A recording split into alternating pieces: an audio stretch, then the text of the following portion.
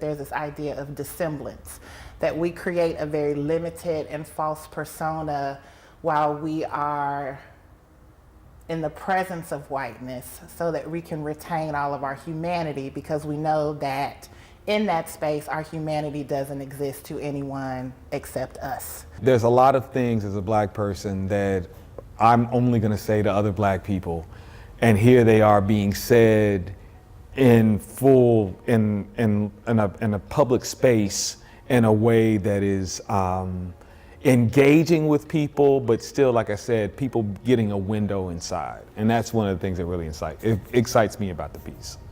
These are frank conversations that I might not have with a person, but that doesn't mean I don't want to have them.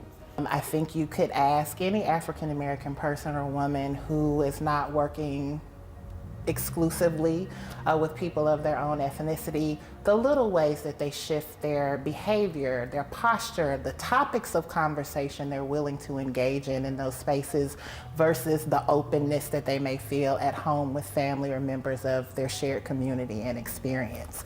So Citizen gives us little real bits of all of that, because all of those moments together add up.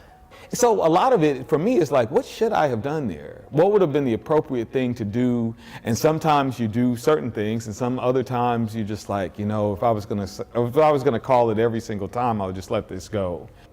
Looking at microaggressions always makes me think of double standards. And some days it is small and subtle so that you don't scream out, because it's not a cut that bleeds, but it does leave a little bruise that shows up later. It is a heavy weight to show up in your full humanity and to expect that your humanity be respected. And what one might experience as a person of color in an all-white space or predominantly white space is the requirement to teach often about ethnicity and about communication across cultural lines, about inclusiveness.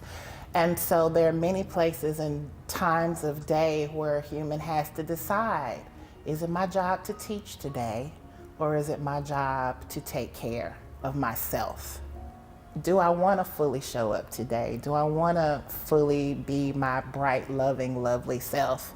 Because when I do show up in the world, what's going to come at me? And do I have the energy to manage what happens as a result of the way that I show up in my fullness? And some days I do not.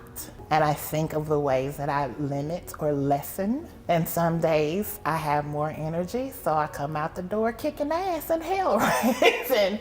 But again, it is a constant negotiation of your attention, of your physical energy, of your emotional energy. I feel most colored when I am thrown against a sharp white background.